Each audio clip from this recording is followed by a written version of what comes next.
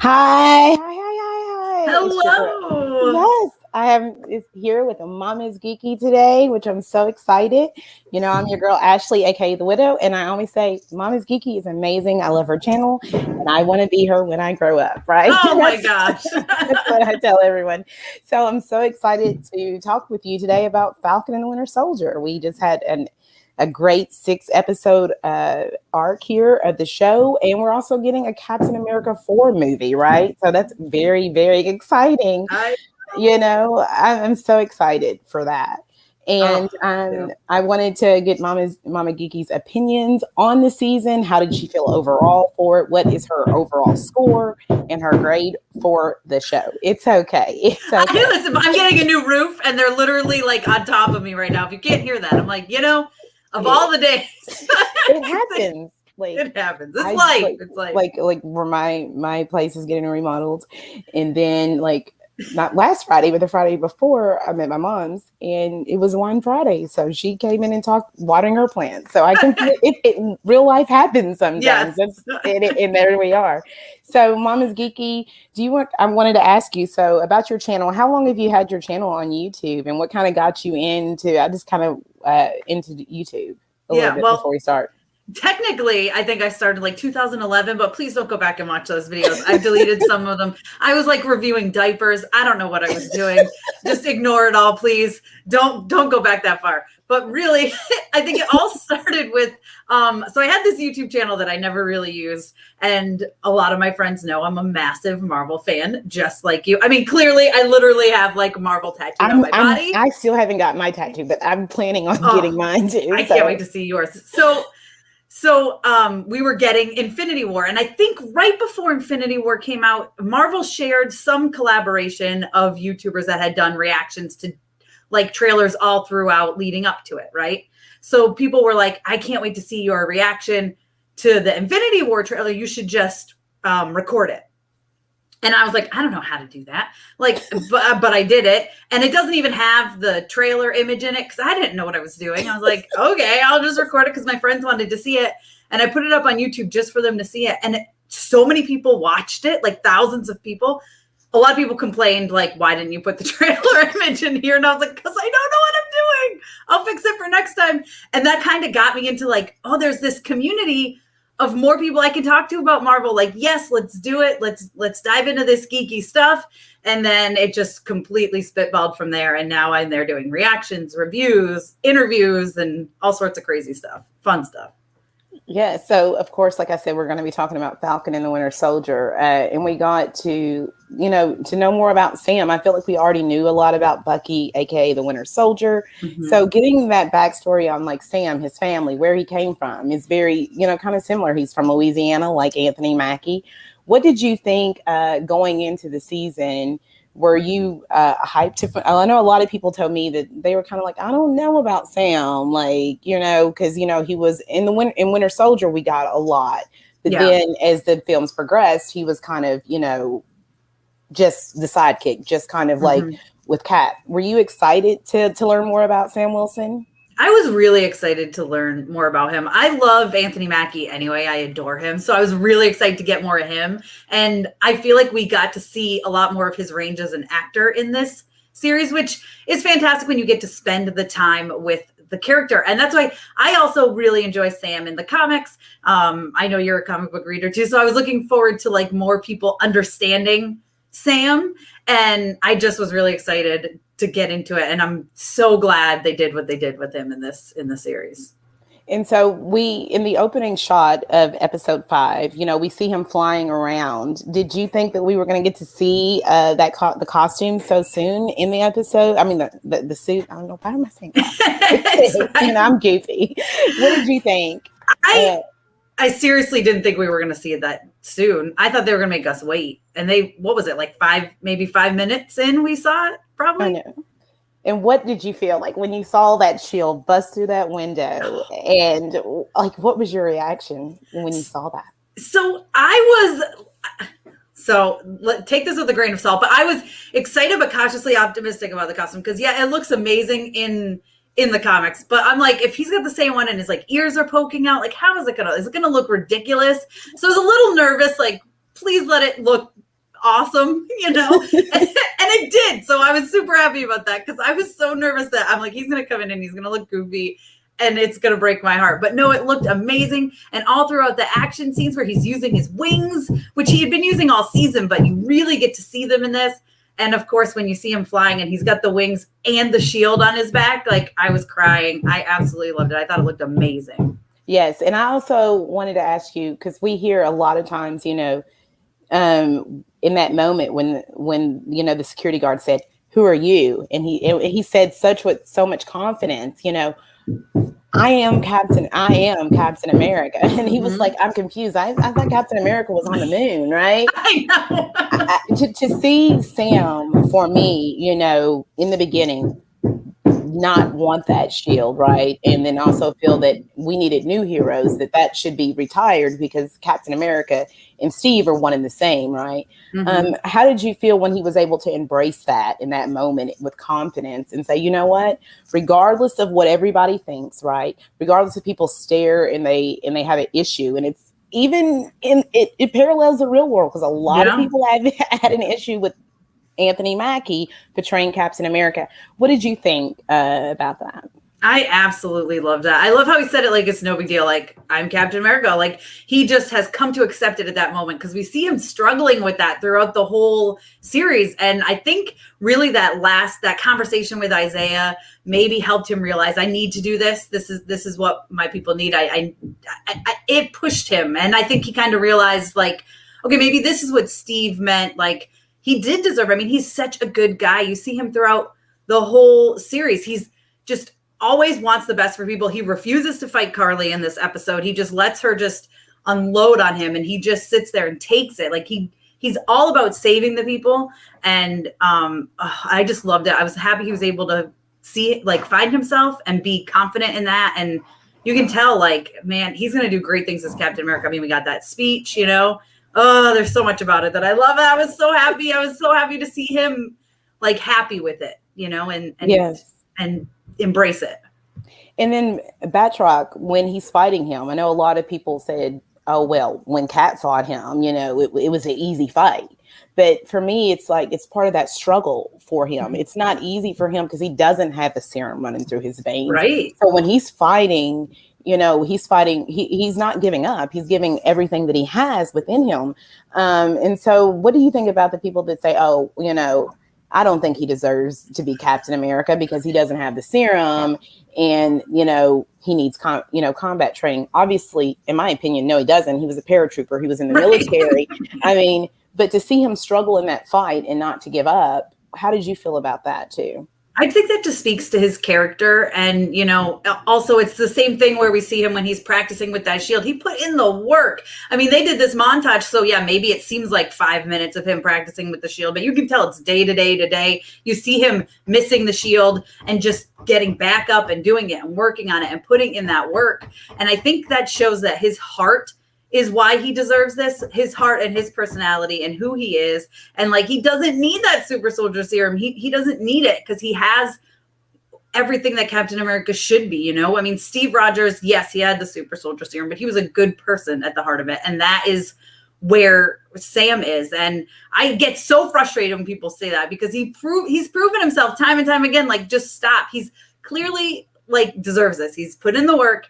This is who he is as a person. He's a good person. You don't want a Captain America like John Walker, who I know we'll talk about later, who's literally killing people with the shield. So, you know, and he had the super soldier serum and it didn't turn out too well. So Sam is who he is and he deserves it. And people need to just shut their mouths. That's what I think. And I always wanted to, like, and I've said this because I've had lots of debates with people about, you know, Sam, and they would say, oh, well, Bucky deserved the shield because the super soldier serum. Bucky had that darkness within him, right?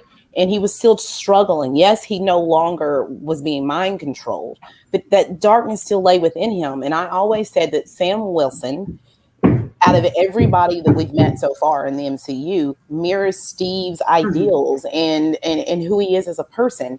And for me, that was also the argument that people would always say, Steve Rogers and Captain America are separate. But I feel that the mantle of who Captain America, you know, it's also about freedom, about fighting what you believe in, but also, trying to understand where other people come from as well. And I felt like the only time that I really had a connection with the Flag Smashers, and then it went away right after that, is when Sam is talking to Karli and he's trying to explain to her, that your ideals are in line with supremacy. What did you think about Sam in that moment when he was having that conversation with Karli? I loved that moment because, and he like almost, it was so close. He almost broke through to her, and then stupid John Walker had to come in and ruin the moment. But man, he's just so great. I love the conversations he has with these people. I mean, he's like a therapist, really. I mean, he does the same with Bucky, He's like, you're not out there making amends, dude. You're out there avenging. Like, you ready for some tough love? Like, he tells it like it is. And that is what I love about him. He's completely honest. And his honesty at the core is like for good. He's not there coming up with like being like you said, okay, about Bucky, like he's dark. He had this dark thing. And yes, he's gotten over it now, but he just didn't, I don't want to say he didn't deserve the shield because he'd be a fine Captain America, I guess, but Sam deserved it more. I think Sam has more of that heart. Like you said, he's more like Steve. Bucky, especially in that moment too, he's wavering with, he does, where is he? He's afraid the Winter Soldier is going to come back. So like, why would you give him the shield? Because what if he snaps? And then you don't want to go down that road. So I love Sam. I loved him talking with Karli and trying to bring out, bring her back to reality, so to speak. Like, hey, let's do this the right way. Same way when he gave that speech in the final episode where he's like, yo, you never sat down and talked to Karli. Like, I tried to sit down and talk to her. You guys didn't do that. You're going to get another Karli if you keep this stuff up. So I just love him. And I love that he's not afraid to tell it like it is and not afraid to have those conversations. Yes. And how did you feel like in that moment when we'll talk about him fighting with Karli and, and he refuses to fight her, right? I did kind of want him to say, I could do this all day, but obviously that would have been amazing. Awesome. But I feel like we're going to get that line, that Sam Wilson line eventually that he uses. How did you feel in that moment? Because I was like in tears. I was just like, here is this man who was trying to reason with her, because he believes in her ideals. It's just her approach, right? It's not that she's the execution and how she's going about it. How did you feel during that fight sequence when he refusing to fight her? I loved it. I was crying too. That's the only reason I cried. Like when she died, it was like for Sam. Cause I'm like, poor Sam was trying to have her not die this whole time. And then she dies. So I just loved it how he's like, just absolutely refusing to fight her no matter what. It's all defensive moves. He's not, attacking her at all. And he's just sitting there taking it from her, like letting her get her frustration out. And I think maybe hoping eventually she'll just stop and have a conversation with him. And then unfortunately, that's not what happens. I was a little nervous when she was pointing that gun at him. I thought for a second they might have her shoot him, not kill him, but actually shoot him. And I was like, please no, like I can't do this right now. And then Sharon, I guess, saved the day. I don't know. That's a whole nother thing. Yes, but I think that was the excuse for her to kill her, right? Right. In that moment, she's gonna shoot Sam. So I gotta get, and that keeps her secret, Right. I know. No. We'll kind of talk about Sharon Carter here in a little bit. I just don't. There was a lot of great moments, but this is not a perfect show, obviously. Right. But when I felt like if they would have focused, when they kept the focus on Sam and Bucky, and even if John Walker would have been just the main villain, and maybe we just had the ideal of the power broker in the background, that it might have worked out a lot. When it came to, it was just a mess with the villains in the show. And then, so we'll go ahead and kind of move to Bucky a little bit. Because the first two episodes, I was hyped because it's a Marvel property, and we just was able to get WandaVision, and then we are now, on Falcon and Winter Soldier. But going into the first two episodes, I've kind of talked about it. I was excited and I was hyped for the show, but it kind of was a little underwhelming for me.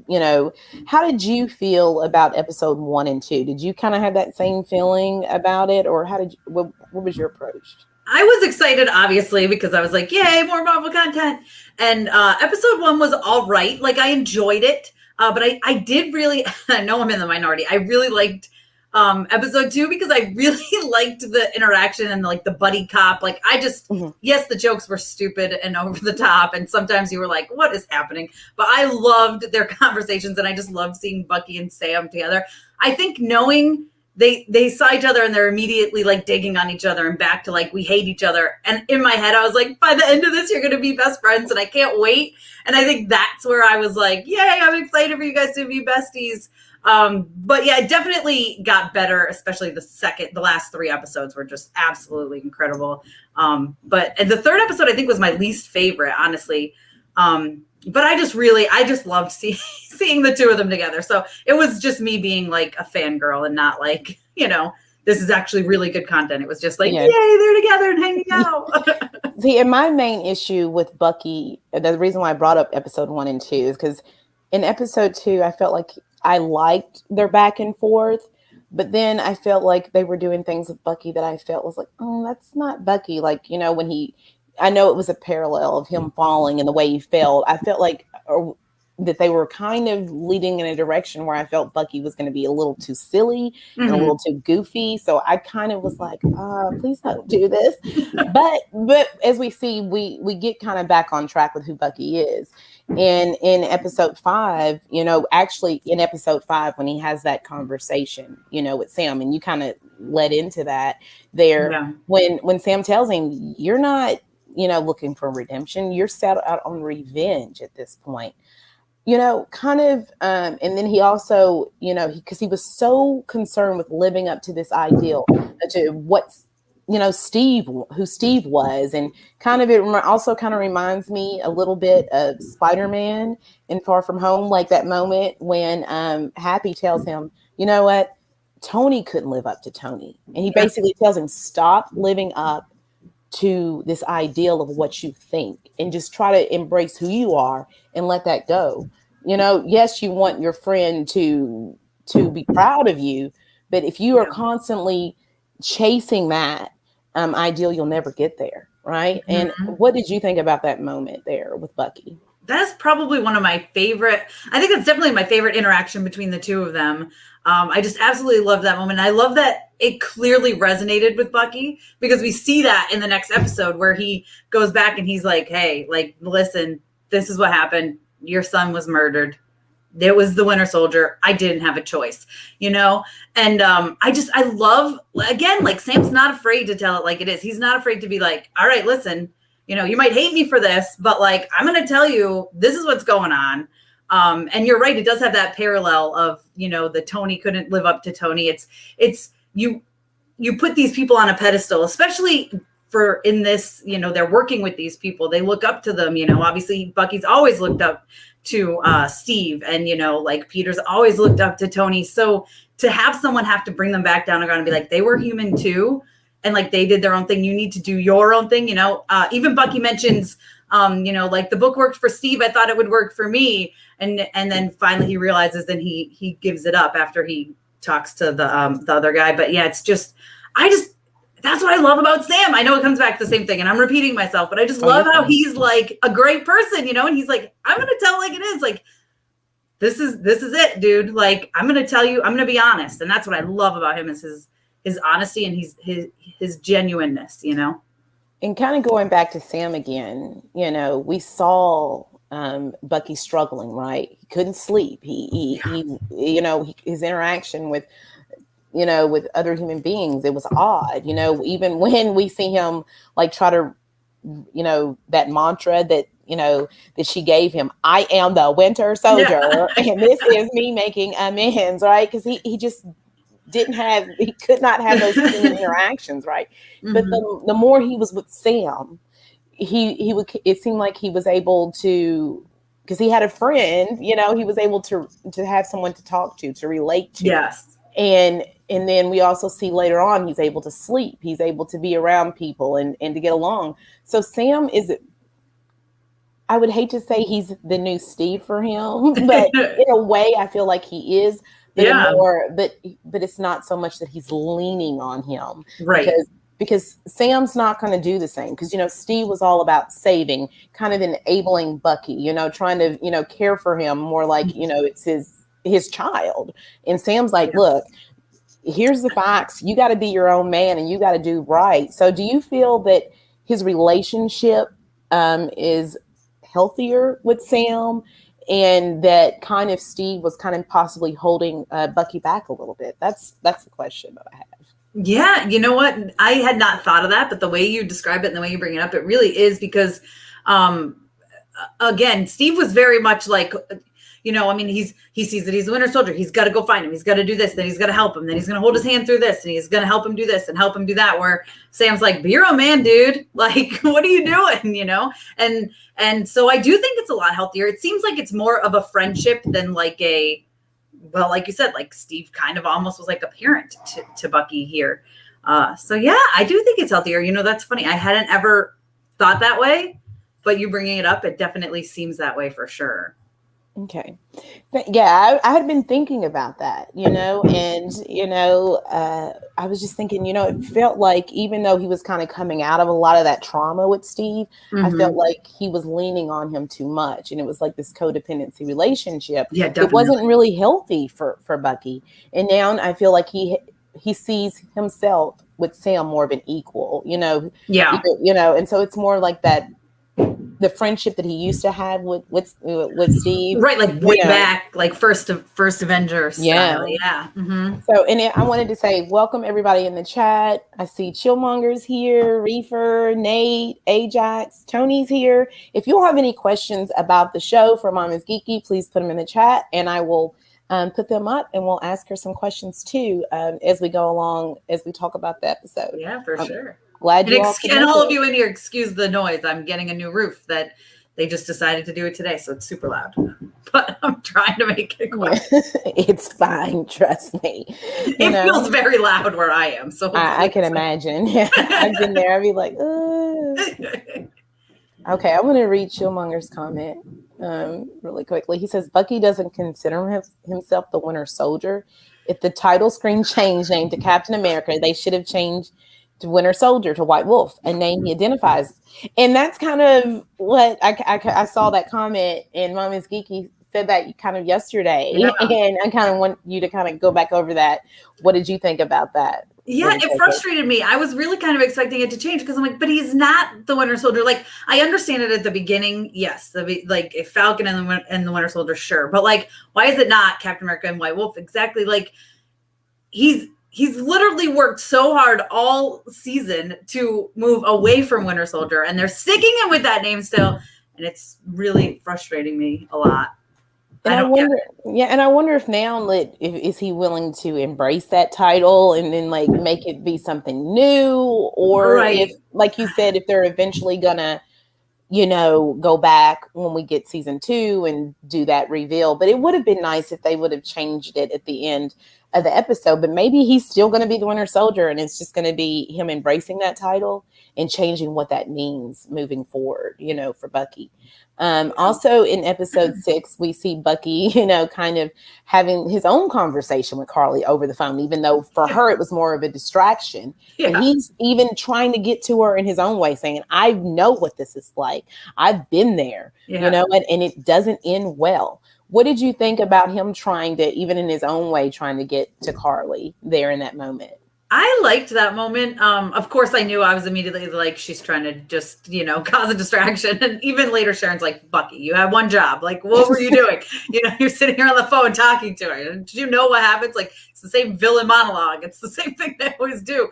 But I thought that showed how his character is evolving and he's changing. I don't know that at the beginning of the season, he would have even tried to have this conversation with her. I think it was a lot of after what Sam had told him about, you're avenging, you're not amending. And I think it made him think a little bit about why Karli is doing this. And maybe he did want to kind of break through to her because he's been dealing with that too, right? And that's why he says, I've done this before. It doesn't end well. Like, come on, this is not the way to do this. So I was happy to see Bucky try that, although at the same time I was like, you're an idiot. She's just distracting you. Like, what are you doing, Bucky?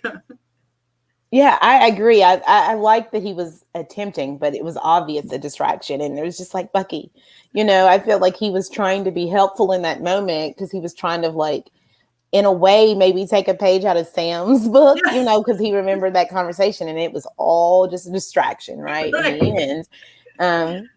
Let me see. I'm gonna read like, you're smarter than this, Bucky. What are you doing? I think so. I think I'd be down with it being because he's making his own moving past. And yeah, okay.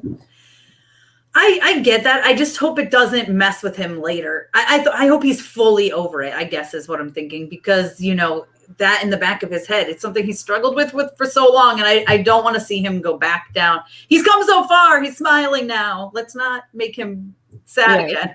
And how did you feel? Like, because I kind of, some people were like, why didn't Bucky get a suit? Like, but I kind of like the leather jacket with the cut off arm and the black pants. Do you feel that he needs a suit, or do you kind of like his look as it is right now? I love his look. The only thing I would like is long hair. I want his long hair back. I love his long hair. But other than that, no, this fits him. This suits him. And I don't want him to have a suit. I would love the long hair, but I feel like the long hair is not going to come back, because I feel like, that the long hair was like, this is him in that darkness and him, being the Winter Soldier. And now he's new and he's got this hair. I feel like that was kind of like him shedding the old. And then, this is the new, Bucky, even though he still had a lot of work to do through the episode. What did you think of also kind of going back with his interactions with his therapist? Did you like those moments, or did you feel like, we really don't need this? I love cheesy, ridiculous stuff. So of course I liked it. I just thought it was so funny how he would just like put her in his place. And when he's like, what's number 2 again? Or what's this? Or what's then why isn't it number 1 if it's super important? I know that's so dumb, but like I had to laugh because I just think it's so funny. And I think I liked seeing him be a little snarky, to be honest, because in Winter Soldier, I love him, but you don't get a lot of him even talking, he's very like, So I kind of liked seeing him come out, and even though he was a little jaded and snarky, I enjoyed it. Maybe it's because I'm a little snarky myself. I don't know. I am too. Like in Winter Soldier, he said hardly anything. It was just his presence and the way he moved and the look on his face. Like you could see it all in his eyes. Even when he had that mask on, that he was very, Sebastian Stan did a great job, you know? Yeah. And I kind of want to talk about I feel like the most powerful kind of moment for Bucky is when we get that flashback scene when he's, in Wakanda, right? And, he's very fearful in that moment when she was, going through, the words there. How did you feel? What did you think about that moment? And then when he realizes he's free and he lets out all of that emotion in that moment, what were your thoughts? That right there just shows Sebastian Stan is just deserving of all the awards. He did such a fantastic job in that moment. He's absolutely terrified. He's saying this isn't going to work. He's freaking out. And then I don't even think he says a word. He's just crying. And it's just the look on his face, the look in his eyes. I loved that moment. I was a mess, and it just showed how he realized he was he believed he was free, I think. Even though it still haunts him a little bit, I think that moment was so important to see. And I loved it. I'm so glad they gave us that, because I was so afraid they were going to kind of skip over the, they fixed his brain, but they fixed his brain in the end. I'm so glad they gave us that moment where he was actually free, And the reason why I kind of bring that up is because I feel, he struggled through the whole season. Yeah. But then by the end of episode 6, he's dancing, he's carrying the cake, he's having such a good time, right? And kind of being the Bucky that we see in, First Avenger, like when he's, we kind of see him flirting with Sarah a little bit before that, but, being that ladies' man, he was kind of apprehensive about going on the date originally when we first see him. But now he's kind of, letting the kids play on his arm, flirting with Sarah. What did you think about all that? I know a lot of people were like, oh, they thought it was silly, but I thought it was so much fun to see him actually have fun and to be happy in that moment. Yeah, it like almost makes me teary to think about, just to see him happy and see him back to himself. You can tell that weight has been lifted off of him. Like we said, even earlier, like throughout the season, as he stays at Sam's house, he's finally able to sleep through the night. He's finally able to do this. And now he's like, Bucky is happy. Like to see him, that shot where you see Sam smiling, looking out at the water, and then it pans to Bucky and he's got this big smile on his face. That just made me so happy. And it was something that I almost wish, like, and I'm glad they didn't put him there, but something for Steve to see, for him to see Bucky back to his old self. And I think I just loved it. I thought it was so much fun to see him, just genuinely having a good time. Killmonger has a question for you. He says, so is it accurate to say Falcon is Captain America, or do I say Sam is Captain America? Did he completely drop the name Falcon? What do you think? Well, I'm hoping he's completely dropped it, because that means Torres will come in as Falcon. I'm pretty sure they've totally set that up. He's given him the wings. We see him kind of working on him when he's watching. I mean, I'm sure that's what he's working on when he's watching the speech. So as much as I'd love to say he's Falcon, no, he's Captain America now. And Torres is going to be Falcon. Fingers crossed. Yeah. I mean, I'm sure they're setting up for this. They know what they're doing. Kevin Feige knows what he's doing. Yes. So my love, my friend, my pal. Everybody knows I love Kevin Feige. Listen, he's got plans through 2028. The man is a genius, and he's a massive comic book fan, which is why he can be so trusted with this, because he knows what he's doing. Yeah, the running joke is he's my husband here. That's the joke. I know all his secrets, but really I don't, right? But I believe Torres is going to be Falcon, especially, after they're ripped off, and it's kind of like that little hint, when he tells him, keep it, keep on, and it gives him that little grin, because it kind of reminds you, unfortunately, Terrence Howard didn't get that moment when we see an Iron Man when he's like, next time, when he sees the suit, right? So obviously, I feel that was his fault, though. He could have come back. He said he didn't want to. Listen. Yeah, it was just a whole drama, right? I know. And it didn't happen, right? But I Don Cheadle was great for me. So he's great. No, he's fantastic. I think either one of them. I mean, I'm sure he would have been fine, but it's like, didn't he say he didn't want to be part of a franchise or something? I think that's what the drama was. I think it was, whatever. He basically said that he gave, it just seemed like a bunch of, like in an interview, he said he helped Robert Downey Jr. get the part. And then when it came to Iron Man 2, he apparently he made more money on the first Iron Man than Robert Downey Jr. And then when it came time to Iron Man 2, they weren't going to give him that, and he wanted his money, and he apparently a bunch of silliness. It just sounds like a bunch of silly drama. Like, just, he would have ended up in these 5 more movies. So it's crazy. Robert Downey Jr. should make more. He's the title character in the movie, but whatever. It is what it is. And then we got Don Cheadle, and who does a great job. Yeah. So. And like, speaking, even though I know I'm kind of jumping, sometimes I do that. You're fine. Thinking about, Rhodey. What about that moment going back into episode 1? How did you feel there when he's having that conversation with Rhodey?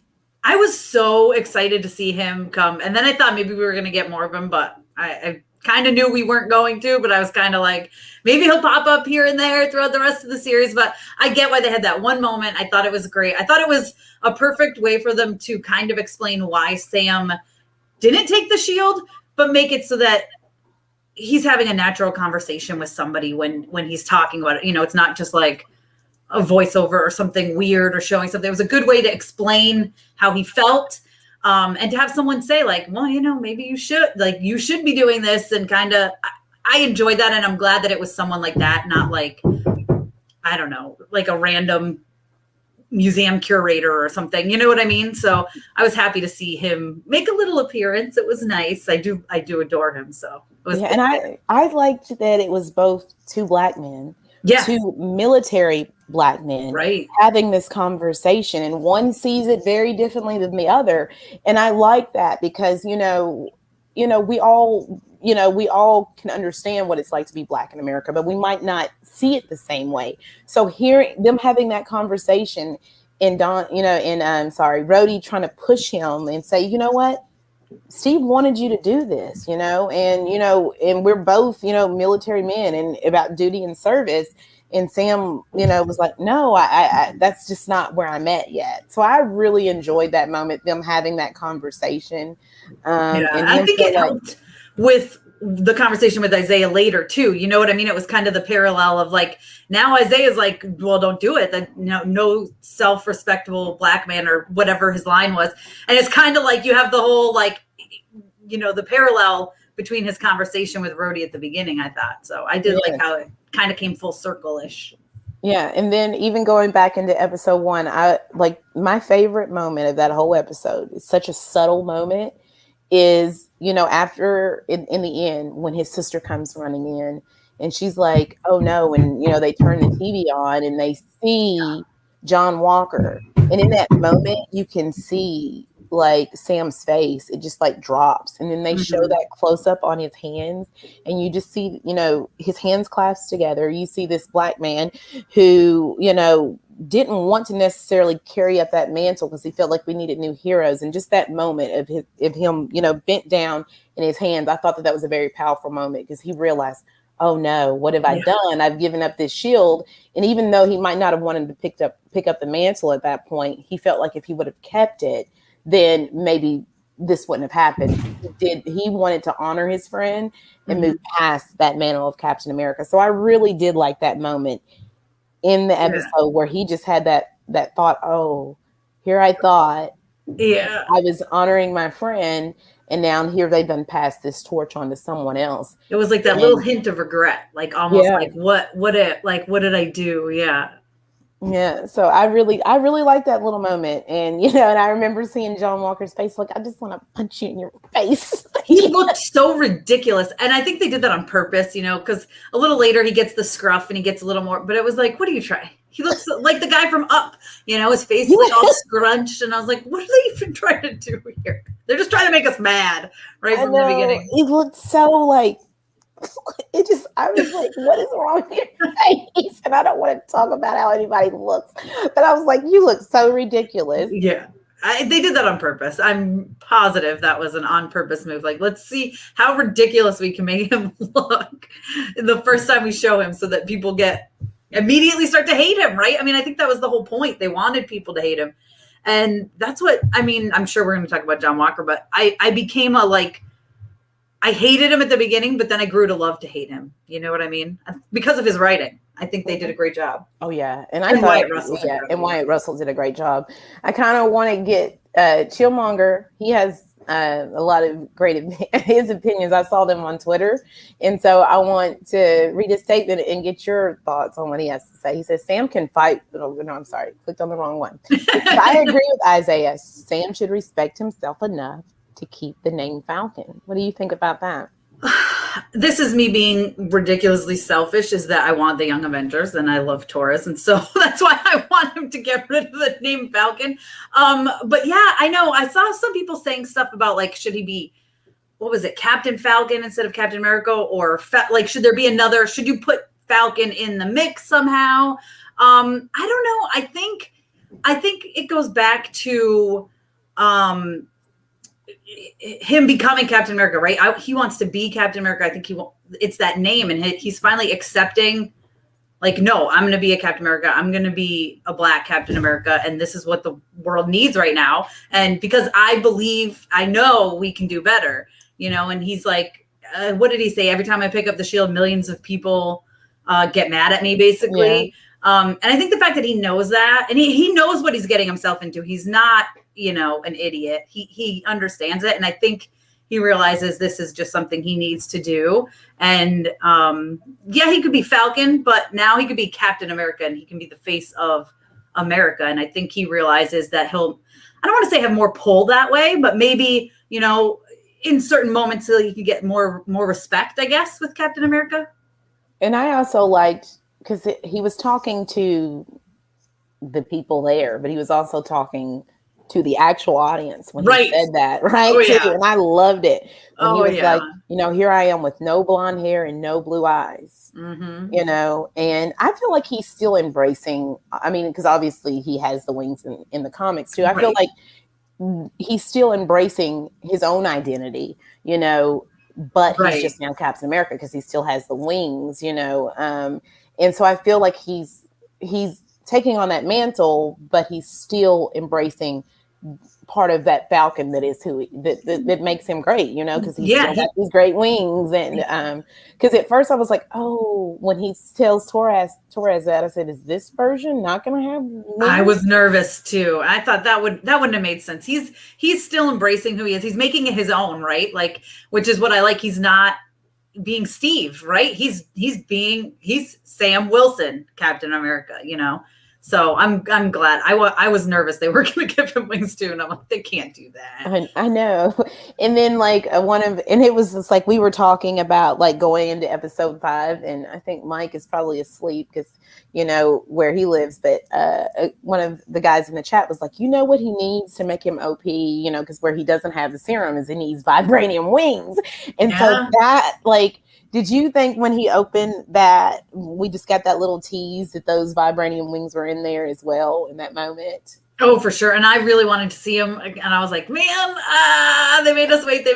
But I was like, I mean, what else? You don't go to Wakanda for not vibranium. Yeah. So, like, I mean, that would be a waste. Sure, they're great with tech. Yes, they're great with everything. But they're going to sneak some vibranium in there. I mean, come on. It's the whole point of Wakanda. So I figure we'd have some awesome, beautiful vibranium wings, which we did get. They look so good. Oh, so I was happy. But yeah, I was like, it's got to be vibranium wings. And I figured it was the comic book suit. I tried to avoid spoilers because I guess there were leaks out and like a toy, but I was like, I don't want to see. I want to be surprised. So luckily I didn't see anything ahead of time, but I did. Like it was an accident. Like I saw the toy. I was like, well, maybe this is just a fake. Cause like there was that fake Mephisto thing for WandaVision. So I was like, please let this be fake. Please let this be fake. I hope it's not real. Like, cause I really didn't want to see that stuff. Cause I felt like, with WandaVision, like so much stuff like was coming out, and I just was like, I am trying to stay away from as much of this as I possibly can. I know. But then I felt like then I was out of the loop a little bit about other things that I would always know about. But yeah, I was just like not doing it like at all. You know, toys always ruin stuff too. It's always toys like Lego sets and stuff, and you're like, what are you doing? Like, just make people wait for it, or don't let anybody see it because it's always toys. It's like or release it after those corresponding episodes. Like, you know, like after like you could have released the image of you know Sam's Captain America, like the date. I mean, how amazing would that have been? It would probably just, drove the sales up and, publicity. But hey, maybe they know more than I do because I'm not in the business. Trust me. It always frustrates me. It drives me crazy. So it stinks because when you have something like this, it's like I love being active on Twitter and I love being active in the community. And at the same time, I'm like, I don't want to see anything. Like, don't show me stuff. Like, people will email me images. What do you think of this set image? I'm like, well, I didn't want to see it, is what I think of it. Thanks for emailing it to me. Yeah, I know. Like, I've got like people do that, and I'm like, oh no. And then like that one time, like speaking of like going on Twitter, like I usually watch it at 3 a.m. because I'm just like that crazy person. I get up and I watch it because I'm so hyped. But I remember I was out of town and fell asleep, and I woke up like early that morning, and I don't know why I went on Twitter and like I saw like this WandaVision. I was like, why did I just do that to myself? Oh man, so I watch them at 9 a.m. Eastern time because I do it live, right? And I'm like, I'm not doing it live at 3 a.m. Like, it's just I got family, like little kids in the house, so I'd be loud. I know myself. I know I get loud in these things.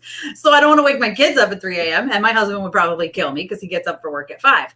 So I do it at 9. And every single morning, Friday morning, for some reason, the first thing I do, I pick up my phone and I open up Twitter and then I go, and I close it. I'm like, why did I open Twitter?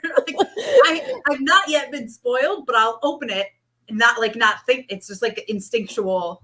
Yeah. So, and like, and I know. And like, I try to like, when I tweet something, like not to put a spoiler, be like, oh, I thought it was amazing, but but not try to give that information out until like put images at like 3:15 a.m. You're like, great. Awesome. I'm just like mute. I'm gonna mute everybody. Yeah. So, but I got to stay away from Twitter if I've not seen the episode. That is the Yeah. lesson. You don't want to be spoiled for these things, you know? And so I kind of got off Bucky, I guess, because I have so many great things to say about Sam. I can't stay on track about Bucky, right? Sorry, guys. But any final thoughts about how you felt about Bucky over the season before we move on to John Walker? Because I feel like I have a lot to say about Sam and a lot about John Walker right now. I love Bucky. I loved seeing him, we've talked about it, but the parallels of him like sleeping on the floor and not sleeping through the night. And then he can finally sleep through the night and he's with people, he was all alone in this house that I don't even know. What, do you have a TV and a couch? Like that was it. You don't even see anything in where he lives. He doesn't have items, right? He's just all by himself and all alone and clearly beating himself up for what he has done. I think trying to punish himself. So seeing him come out of that and being able to smile and have a good time. I love his arc in this. And I can't wait to see more of him and see more of him happy. Yeah. I can't wait for that too. Like, I feel that he's still going to, be a little, snarky and have a little bit of darkness, but like he's going to channel all that, to fight the bad guys, I mean, that's what I want, actually. Yeah. Like Sarah together. I would love that. It would drive him crazy. Yeah. And what do you think about a lot of people say, oh, but maybe the winner, like, that there'll be a reverse and that maybe people can mind control him again. I don't want to see that. And I don't believe that that'll happen, especially after everything he went through with the season. Would you want to see that? Or do you believe that that's something that they'll revisit in the future? I mean, I don't know that they won't ever revisit it because if they run out of ideas or whatever, but there's so much source material that I really hope they don't go that road. Mm-hmm. And I think after this redemption of this, we saw the moment where he became free and it didn't work. I'd hate for that to be reversed. It would drive me crazy. I'd get super mad. I don't want to see it. I think there's so much more to explore with Bucky and other characters that they don't need to do that. That would be a cheap.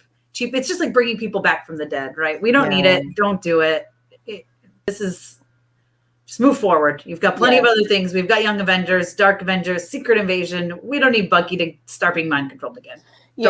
Other than Vision, like he was the only person that like I really didn't have a problem with coming back. I was like, with Loki for me, before we move on, I felt like in Infinity War, I was so distraught and I was crying so much.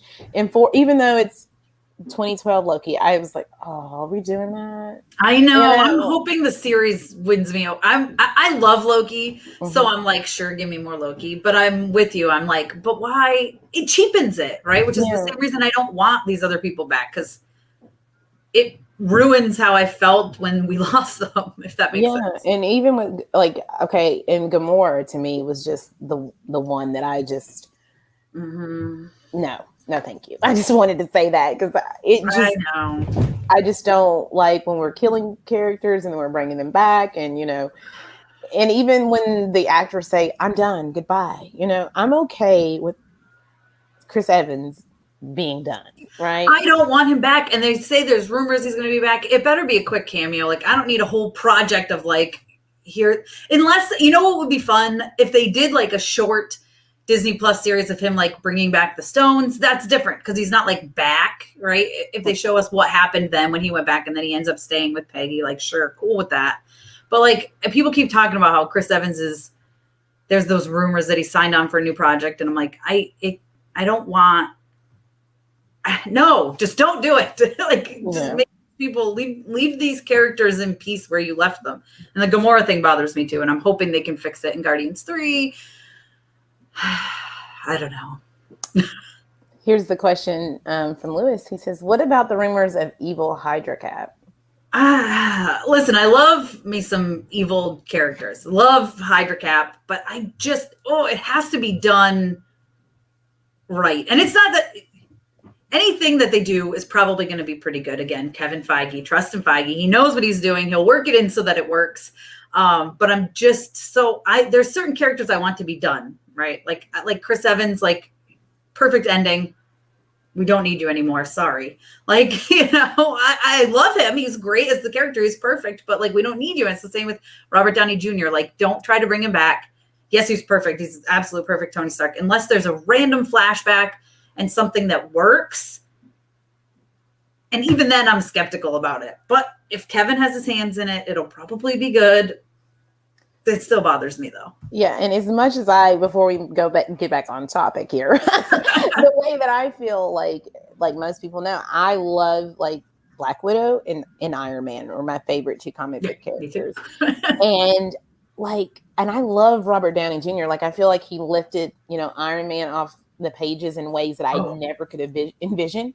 And as much as I love him, no, let's not do that. And then like people are like, oh, these people might come back in Multiverse of Madness. But when I think of Multiverse of Madness, we're in the multiverse, so we don't necessarily need the same actor in the same role, but just different. It's possibly the same characters, but with new actors. To me, that makes more sense than us bringing back specific actors and them being that same character, but just being different. Right. I feel like if we're going to be really delving into the multiverse, then reimagining these characters completely is what would be best. Right. Well, like look at like maybe bringing in Toby and Andrew as Spider-Man. They're not 5 Tom Hollands, so like you make a very good point. They're not going to be exactly the same. So I don't know. Yes. I don't want it to cheapen what we got with Endgame. That's what makes me nervous. Yes. Sorry, guys. That was me getting off the track. It's fine. I do it all the time. I know. I do that a lot. I'll just be like jumping around, like we're here, we're there, we're everywhere. It's all Marvel all the time, right? Yeah. So getting into John Walker, we talked about how we felt about him when we first saw him, how we wanted to punch him in his little face. Stupid face, yeah. His face in that first episode. And in the second episode, even though I didn't like him, I was like, okay, so you're really eager to pick up this mantle, right? And when he's talking to Lamar, and I felt like Lamar was kind of like Steve for Bucky. He was kind of his moral compass a little bit, because he told him in that moment, and we know who John Walker is. A lot of other people don't know a lot about him. When he says, you can't punch your way through things anymore. Mm-hmm. And that was our hint.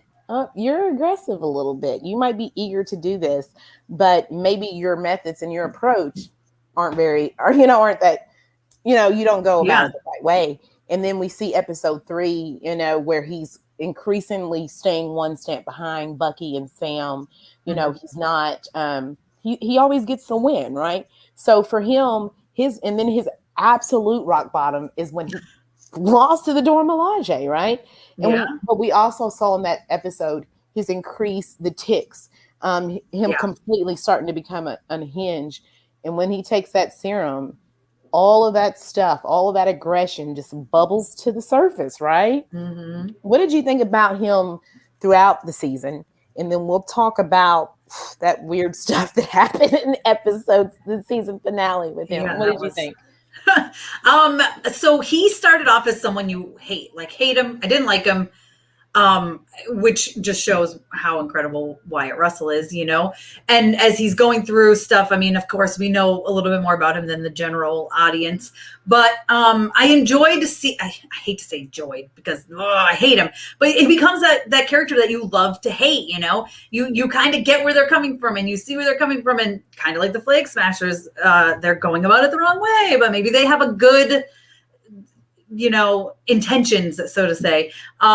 But he just, something about John Walker, I don't know. He's got that love to hate him. And I was waiting for them to call him US Agent, obviously. I'm waiting for them to get to that. So I was glad they did. And I was kind of afraid that it was getting to the point where we weren't going to actually give him that title this series. So I'm glad they snuck it in towards the end there. But I just really enjoyed seeing him unravel. That's so mean. I love seeing him get his butt kicked. I absolutely love that. And I loved how he was like, they weren't even super soldiers. No, do you know who the Dora Milaje are? Yeah, they don't have to be super soldiers. They're going to kick your butt.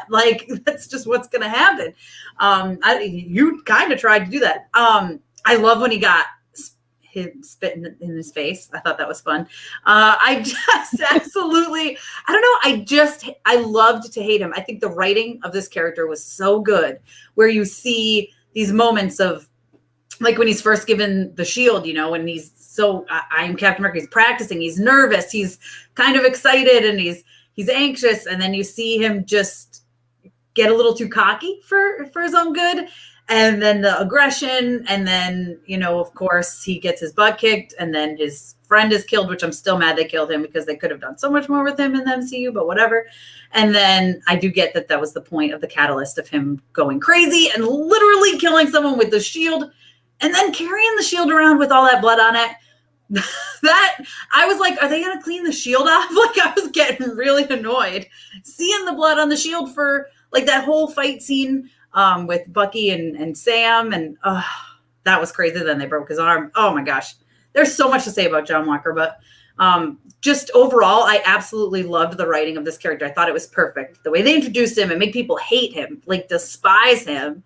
All they had to do was put him in this stupid suit, and you hate him. Who's this guy trying to be Steve Rogers? And then you get to see a little bit about him, and I get why he is the way he is, and it makes me love to hate him versus just hate him. Yeah, that was a long-winded explanation. Oh no, you're fine. Please, like you hey, I ramble on. I always say a lot. And going back to that moment, when you talk about when the guy spit on him, right? He automatically thought that just the title alone, was the respect, all the respect that he needed, right? Just the title. I am Captain America, and it was. And he just didn't have those same ideals as Steve. Right. He in the way he looked at it, he wasn't, Steve was about freedom. And we kind of talk about that. And John, even when he's going, to enter, before he enters, he's like, don't let him breathe. Don't let them do anything. And that lets you know that, his approach kind of even reminds me a little bit of Karli a little bit. Like he wants this, but he's not going about it the right way. And he also believes that the way he looks at it is more, he's a decorative veteran. He doesn't lose, a soldier. He's not lost before. So for him, it's about getting that job done, getting that win, and, staying in line with the government. Where Steve was, he didn't, after he realized what S.H.I.E.L.D. was about, he broke away from that. He didn't want to be the symbol of an organization, that he wanted to be his own man, to make his own decisions. Yeah. And then John, but I also felt for him at times, especially in that moment. It was, after when he's running, in episode 5, even though what he did was absolutely wrong. Here's this man who, was so sad, idolized, Captain America as a child. Yeah. And then to die at the hands of the new Captain America by that shield. Once he said, it wasn't me, basically giving up, and he just kills him in that moment, in that shot where he's running and he's hearing Lamar's voice in his head, right? And when we see him hold that shield covered in blood, I thought that was such a powerful moment. We saw him at his rock bottom, with the Dora Milaje, but now he's just, he's just completely unhinged at this point, and he hears Lamar's voice in his head. What did you think about that moment? That was I think it was a great way to make you start to, that's kind of, I think, where I started to love to hate him. You know what I mean? Because you get where he's coming from, but like, he's crazy. I do love a villain too, though. I love a good villain, and I love the gray area characters, which I think is kind of more where John Walker fits, because he does do good things at times, just not at all the right way. So I love that moment. I loved it, seeing him run. I kept yelling, watching it. I'm like, stop and clean your shield. I know I'm repeating myself, but that was driving me crazy. I'm like, dude, but he snaps, right? There's moments where you look at him and you look in his eyes and you're like, this guy is like, he's a little banana pants crazy. Like, he's gone off the deep end here, I'm Captain America. But he was going to kill Sam, like multiple times. He was going to kill Sam during that fight right after he was running. And I get that, like, I know your friend was killed and it sucks. I was sad to see him die too, but like, you can't just kill somebody. Yeah. Because of that. 2 wrongs don't make a right, John Walker. That's what we teach our kids. And then someone also brought up the point, bringing it back to Steve, right? Steve lost all of his friends. He lost everybody in Endgame. And what does he do? Yeah, he wants to root out the source of the problem, Thanos. But then when he fails, he starts to help others. He doesn't completely go bat crazy and No, just he makes like like a want therapy to, group. yeah, to help people. So, I mean, Yeah. I liked that parallel too, that Yeah. you're really not living up to this mantle. And then going back to Sam, after they get that shield away from him, I tell you, it's just a lot of little subtle moments with that Anthony Mackie that I just feel like when he gets that, when Bucky drops that shield back down and he rolls over and he's trying to wipe that blood off that shield. Like, I know. I was crying. How did you I know. feel I'm about about to that? tear up right now thinking about You it. That's know? the first thing he does is he's like, doesn't want that on the shield, that symbol, to him, the shield is the symbol that it means to all of us. And he's like, the first thing he's going to do is wipe that blood off. It just, again, it speaks to his character and what a good person Sam is and how he's not Steve, but he's the most parallel to Steve, and that's the first thing he wants to do. He's got his butt kicked. He's laying on the ground, like out of breath, like in pain. And he's going to wipe the shield off the best he can. I loved that moment. It made me cry. It's almost making me cry now. So John Walker in episode 6, we see him, we see in the end of episode 5 in the post-credit scene where he's, making his own shield and he melts down his metals. What did you think about when we first see him and he's like, Karli, and he's going after her? What did you think about that moment there? I was immediately like, good luck with your little toy shield there, buddy. She's super soldier. She's gonna I don't know what you think you have. And then I love it. She just like punches it. I think it was her. Someone punches it. Yeah. It leaves like a hand mark in it. It's like, you an idiot. Like, what were you trying to do? I don't know.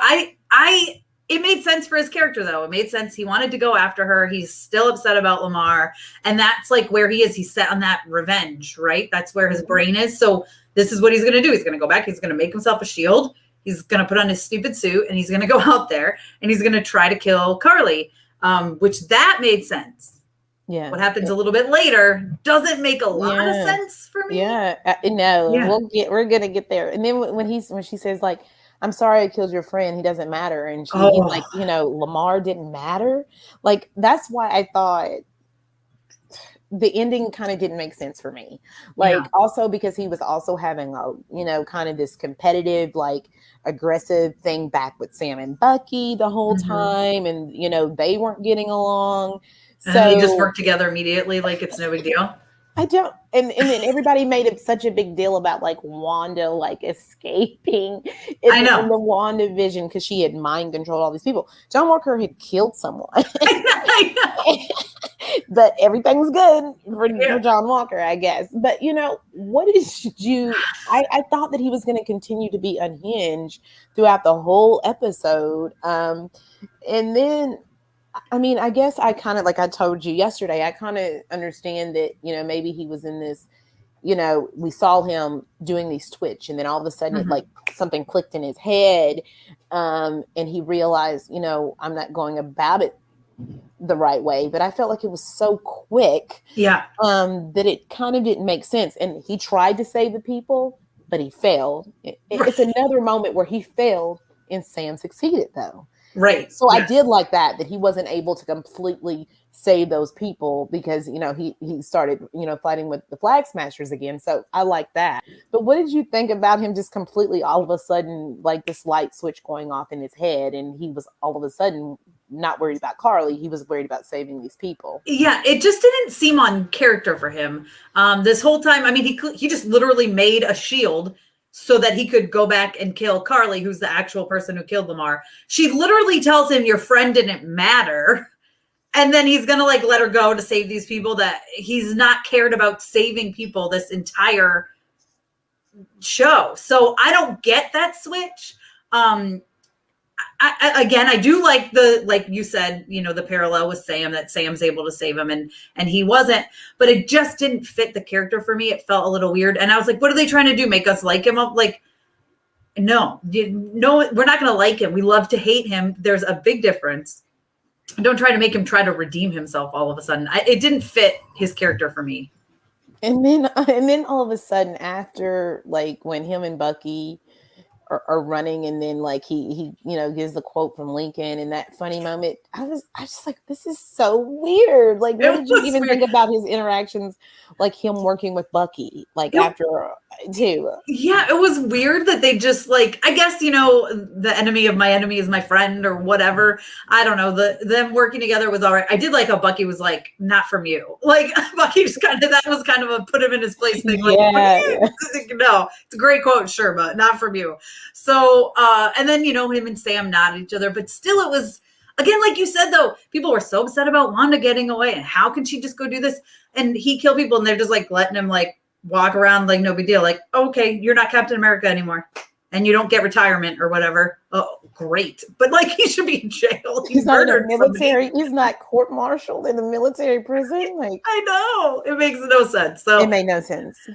Whatever. How did you feel about kind of episode 5, his interactions with Val, aka Val, in that episode, and then in episode 6 too? What did you think about that? I mean, I just love Julia Louis-Dreyfus. I think she's perfect.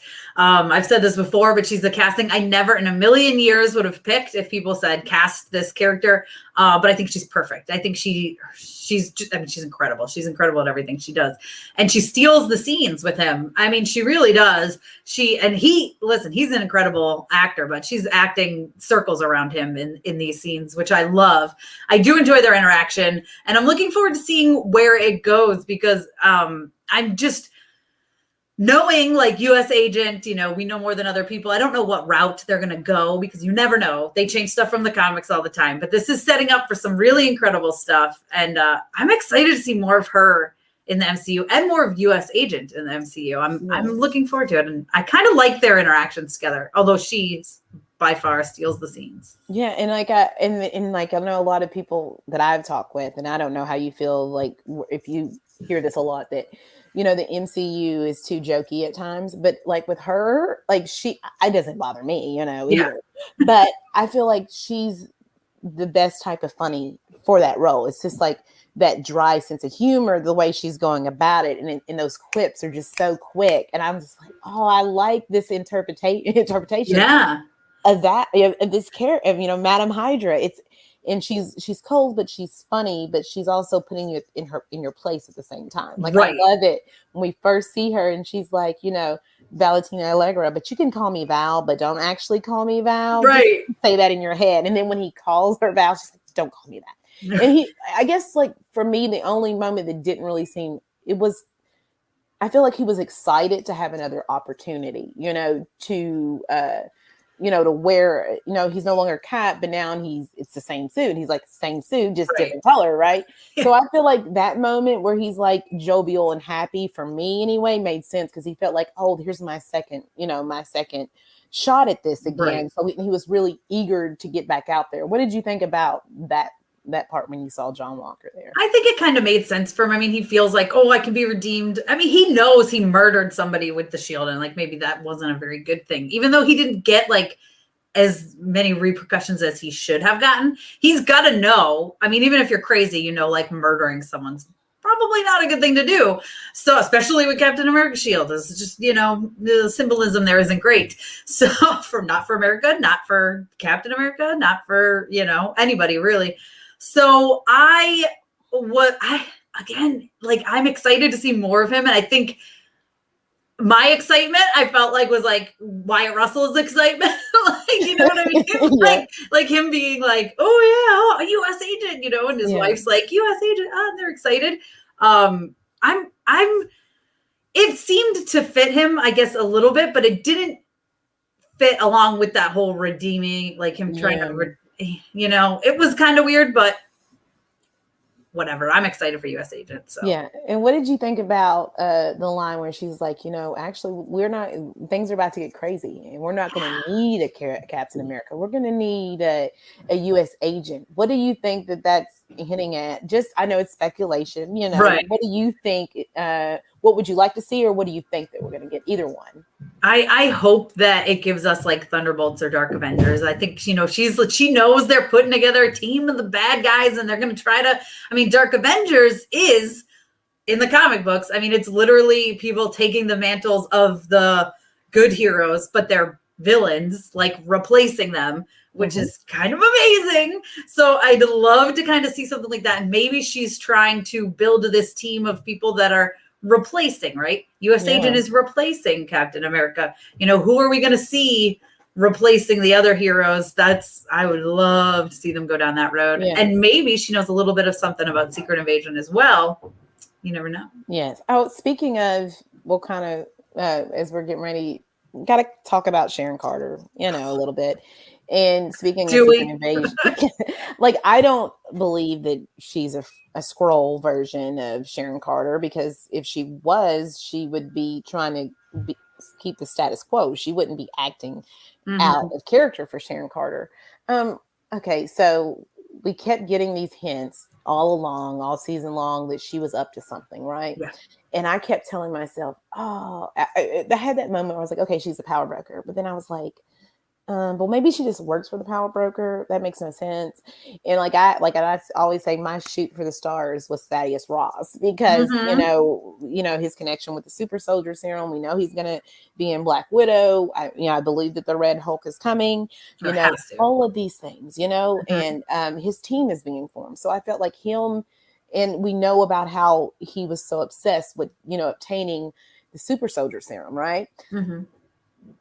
And then how did you feel about Sharon Carter overall for the season? And then that big reveal in that moment where she was a power broker. So it started off, well, first of all, I was upset we didn't get her till way too long. I was surprised because they kind of hyped her up like she was a main part of she had her own character poster, and you're like, where is she? And then it took forever for her to come. And then we finally get that awesome scene that we saw in the trailer with her in the storage yard. And I was like, all right, here we go. And then that was it. And I had that same moment too. Like, is she the power broker? Is she not? Like where? And then it felt like it was too on the nose, too obvious. They're not going to do it. They're trying to lead you down that path to thinking it. And then it was her, and it kind of felt like like womp womp, Like I wanted like a big reveal. It was like, I'm thinking the whole time they're making you think it's her because they're going to bring in someone insane, like Justin Hammer or Thaddeus Ross. It's going to be someone you're just like, what? That's awesome. They're bringing this person in. And you're like, oh, Sharon, no, great. Yeah, figured that out the first time we saw her. Like, it just was kind of meh.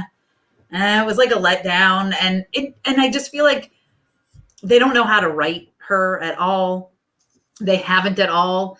And I keep hoping that she'll be redeemed and they'll do something good with her. And now with this end credit scene that she's still jaded. And I mean, sure, it might be set up for Armor Wars or something awesome, but I'm still just like, why share? Like, it doesn't make sense to me. I was hoping at the end when they're like, welcome back, Agent Carter, that like, oh yay, we're going to get her written well. And then they had her still be up mad and calling people. And you're like, I thought it was just one of the weakest post-credit scenes I've seen in the MCU. I was like, oh, is there another one? What? No. I know. And that was it. Like, that's the final, like, that's it for Falcon and the Winter Soldier. Like, okay, great. That's it. That's what we got. And then, like, I kind of yesterday when you were talking about, hopefully she's on the phone with Justin Hammer. And yeah. Yes.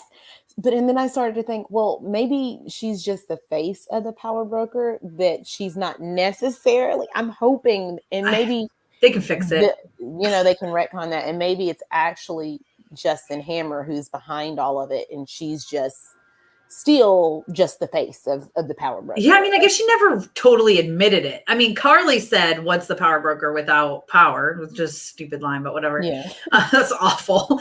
But that could just be that Karli expected her to be or thought she was. They could there's about this much room for them to play with and fix it. And hopefully they don't dive right into her being the power broker, because that was silly. I would love it for it to either be who the power broker is in the comics. Yeah, I know. I know. Why did they not even...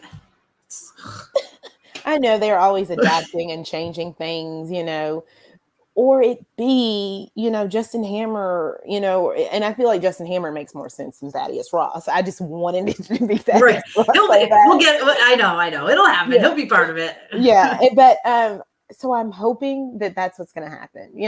Like you said yesterday, hopefully on the other end of that call is who the real power broker is. And hopefully it's someone, that makes a lot more sense. Because Yeah. to me, her being the power broker, it was just like, okay. Yeah. I don't care. But when I found out like that she was even in this show, I love that action sequence when she's doing all. I thought that was amazing. But I wasn't even really hyped for her to bring her back, because everything that I've seen, what they've done with Sharon Carter for me has just been that letdown. Yeah. And I feel like here's just another moment where they let us down with this amazing character that, they're just. And she was barely in the episode. And I feel like we've talked about that yesterday, that it might be a lot of rewrites and things like that. I think it was a lot to do with it, because apparently there was supposed to be this virus. That's where the vaccine was coming from. But then I also read that it was supposed to be a virus that perhaps the GRC had created in order to kill the refugees. And, with COVID, and then also with people saying the government created COVID. So maybe not really where Marvel wanted to go down that road. So I get why they changed it. Unfortunately, I think Sharon and the Flag Smashers really, really suffered from that, and is what it is, I guess. I don't know. I was excited for her to come into this because I thought they could fix her, and they just made it worse. Yeah, they absolutely did. So before we get ready to wrap up and everything, I kind of want to talk about Karli a little bit. Me and you, like, what did you think about Karli overall as a season, and then in episode 6? Yeah, it was the same thing with Sharon. I'm hoping it's the rewrites that ruined it. I just never connected to her, never cared about her. There's that one moment where she had that conversation with Sam where I thought maybe the tides will turn, and it was a whole lot of like, we're telling you what's happening with her. And our friend Ren had brought this up on the stream yesterday. It's a whole lot of telling, not showing. And I'm like, I don't get it. You see this lady die. And I was even like, who is this lady? I don't know who she is. I don't know why Karli's so upset. I don't get it. And I'm sure that had to do with the virus and the rewrites and all that. But I just feel like if you needed to rewrite it, they could have dived into something better, fixed something, because I never connected to her. Again, when she died, I'm crying because I feel bad for Sam. Not even because I feel bad that this girl died. I just never connected to her, never cared. I kind of understood what she was trying to do and that she was doing it the wrong way, but at the same time was like, I don't care. Yeah, like everything I felt for Karli was related to Sam. Yeah. Like when Sam was having that conversation with her and trying to get to her, it was Sam that was leading me to feel these things for her. Yeah. It was Sam in that moment when they're fighting and he's trying so hard to get through to her, stop. And he's not fighting back. He's trying to get through to her. It's Sam. And even when she dies, it's Sam's feelings for how he felt that he couldn't get through to her. That made me really emotional. Like I'm crying. And then when this angelic moment where he's carrying her down and he's floating and flying, and then he brings her down. And when he's talking about, what she was able to get millions of people, to believe in her cause, because people are it was all Sam. It was nothing to do. I had no connection to her. All my connection for Karli was through Sam. And, that's amazing. Anthony Mackie, to me, like this role, he was meant to be this character, and to see him, blossom even more, and just to see more of Falcon and to really know who Sam Wilson is, was amazing. And I did forget, like one of my favorite characters in the show. I don't want to skip over my Isaiah Bradley. Oh, yeah. How can I forget? Because like we talked about it. Like I've read that comic so many times. I reread it right before this, the show. What did you think about Isaiah Bradley? This interpretation of Isaiah Bradley in the show? I think it was perfect, and I think I was very nervous that first scene we got with him was all we were going to get. And I was like, we need more of him, because it took like another whole episode or maybe even 2 or 1.5 to bring him back in. And I was like, don't tell me that we're not going to have this conversation between Sam and Isaiah that we need to have, because Sam was I do love that though. Looking back now, it makes more sense the way that Sam's like Isaiah, and he's trying to kind of have this conversation with him. And Isaiah's like, get out of my house. I thought that was great. And I love how it comes full circle into Sam using his pull, so to speak, as Captain America to add Isaiah's story to this Captain America exhibit, you know, I guess it's a Captain America exhibit, but to the Yes. to the hero exhibit. And I really love how they use this to bring in Eli. I'm glad they had him in here. Because again, we're setting up for the future, just like with Torres, you know, he's Patriot in the comics. I know you know that. So I'm glad they made him be a part of it too. And not just, again, that first scene we see him and he like doesn't want to let them in the door. And so I was glad they gave us more because I was very, very nervous that was all we were going to get. And so when they brought it all back, that conversation with him and Sam, and where he's like telling him, you know, this is what I went through. This is my story. I was crying, you know, oh my gosh, it was just so good. And I was you always get nervous when there's like one of the people you connect with, you really enjoy in the comics, and they're going to bring them to the screen. You're like, oh, are they going to be good? Or are they going to be bad? You know, it's like for me with the Guardians, I was like, oh gosh, are they going to ruin these characters? Like, what are they going to do? But I think he was just absolutely perfect. Give him an Emmy. I mean, come on, for real. Yes. Oh, just even that end right there when he's like, that hug between Sam and Isaiah was like everything. I could go on and on, but man, I was very, very happy with how they portrayed him and had his story in this. Yeah. And I really liked, I feel like Eli looks just like him. It's like crazy to me. He's like, and then I like when you talk about when he was opening the door, he was distrusting. And then when Sam comes back and he was like, where's your grandfather? He's like, he's in the house. He's like, I'll be there. Yeah, right. You know, like, and then also like, I'm not trying to give up too much. I wonder, you know, because we know Patriot struggles in the comics when it comes to super soldier serum, right? And things like that. Like, if I hope that they kind of visit that, and then I hope that maybe it's Sam that helps him realize maybe it's going to be Sam that you don't need this. I don't have it. How amazing would that be? No, I literally have chills right now with you saying that. That would be that's perfect. They have to do that. That feels like the perfect setup. I seriously like I have chills. I have goosebumps. That would be. No, that makes perfect sense. I hope now I'm even more excited. I know. Yes, I hadn't even thought of that. That makes perfect sense. See, I'm like a crazy person. I like sit here and okay, I'm going to tell you a little bit before we leave. Like, and before I add things with Isaiah, like I really like sometimes will like write these breakdowns of these things. Like I have like a 30-page thing about Wanda and Vision before the show started. And I'm constantly overthinking like, oh, what if this happens or that happens or you know, and it's just like, it's a fun thing that I do. I was like, my overthinking brain when it comes to like fun movies and like Marvel, it works out great, you know, because I'm always constantly thinking about this scenario, that scenario, and I love to do that. And I also wanted to mention Isaiah, you know, when Sam like tells him, you know, you got to let go of this old bitter man act, right? You know? And then and we've talked about it earlier when he says, you know, no self-respecting black man, you know, would want that shield. And I also wonder if, even though we don't have that moment with Rhodey again, if he even thinks about Rhodey when, you know, because I feel like for a moment he was buying what Isaiah said, but I wonder if he had a moment where he even thought, you know, Rhodey is an exceptional man, you know, and he wanted me to do this. So I was just curious.